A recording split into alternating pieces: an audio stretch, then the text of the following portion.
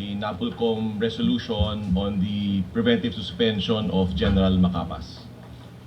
If I may, I'll read it first in toto. In the case of summary dismissal case number CO-2025-0012 for grave misconduct and conduct unbecoming of a police officer, Elakim T. Patidongan, as represented by the Inspection, Monitoring, and Investigation Service, or IMIS, National Police Commission, complainant versus Police Brigadier General Romeo J. Paz, Police Regional Office Number 12, Camp General Paulino T. Santos, Tumbler, General Santos City. Respondent. Resolution. This resolves the request for preventive suspension incorporated in the sinumpaang salaysay ng pagrereklamo of complainant Elakim Tadulan Patidongan, complainant for brevity, filed before the Inspection, Monitoring, and Investigation Service, or IMIS, of the Commission on August 14, 2025 against Police Brigadier General Romeo J. Macapas, respondent for brevity, assigned then as Director of Criminal Investigation and Detection Group, and now as Regional Director, Police Regional Office Number 12, Camp General Paulino T. Santos, Tumbler, General Santos City. In this case, complainant Patidongan claimed that the respondent knowingly and willfully obstructs, impedes, and frustrates the investigation of the missing Sabongeros case by unlawfully taking his cell phone and of his brother Jose Patidongan and refusing to return the same without any valid reasons.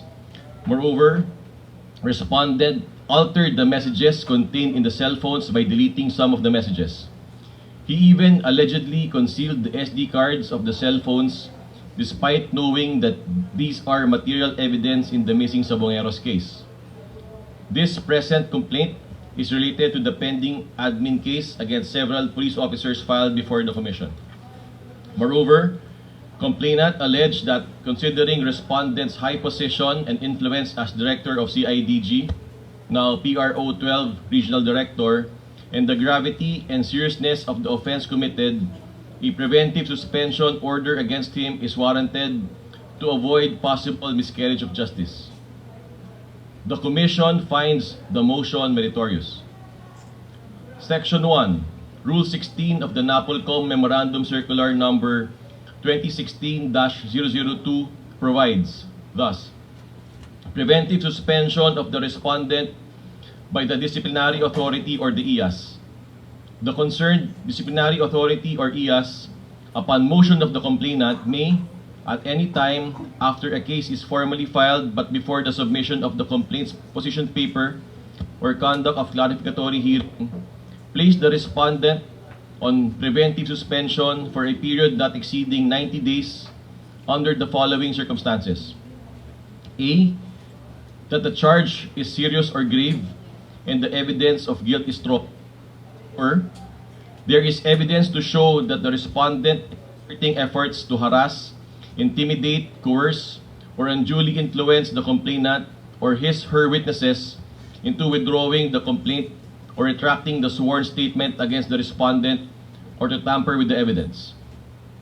The allegations against respondent concerned grave misconduct and conduct unbecoming of a police officer, including alleged collusion with police officers involved in the alleged killings of the missing Sabongeros. The gravity of these accusations, if substantiated, would constitute severe violations of the norms expected of members of the Philippine National Police. Additionally, the preliminary evidence and factual allegations supporting the request for preventive suspension point to a level of involvement that satisfies the threshold of serious or grave charges and strong evidence of guilt as contemplated in the above rule. However, the Commission emphasizes that the grant of preventive suspension is not tantamount to a finding of culpability on the part of respondent. The imposition of preventive suspension is not a penalty, but a protective and procedural measure intended to preserve the integrity of the investigation, prevent any undue influence or interference in the proceedings, and assured availability of evidence and witnesses. It serves to protect both public interest and the administrative process while allowing the case to be resolved on its merits in a fair, impartial, and expeditious manner. Accordingly, the Commission, after a careful and judicious evaluation of the records and the motion, finds that there exists substantial legal and factual basis to warrant the grant of the motion for preventive suspension. The gravity of the charges, the preliminary showing of strong evidence of guilt, and the necessity to safeguard the integrity and impartiality of the proceedings collectively justify the imposition of preventive suspension against the respondent. Wherefore, premises considered, the motion for preventive suspension filed by complainant Elakim T. Patidongan is hereby granted, and thus, Police Brigadier General Romeo J. Macapas is hereby placed under preventive suspension for a period not exceeding 90 days, effective immediately upon receipt of this resolution. The Chief PNP or his duly authorized representative is hereby directed to implement this order immediately and to submit proof of compliance to the Commission within 5 days from receipt thereof. So ordered. Signed, Juanito Victor C. Rimulya, Secretary, DILG, ex officio Chairperson, NAPOLCOM. Attorney Rafael Vicente R. Calinisan, Commissioner, Vice Chairperson and Executive Officer. Attorney Ricardo P. Bernabe III, Commissioner. Attorney Beatriz Aurora A. Vega Cancio, Commissioner. Police Brigadier General Josephus G. Angan, Retired, Commissioner. Attested by Director Maylene M.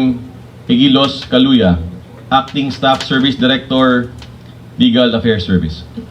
Salamat po.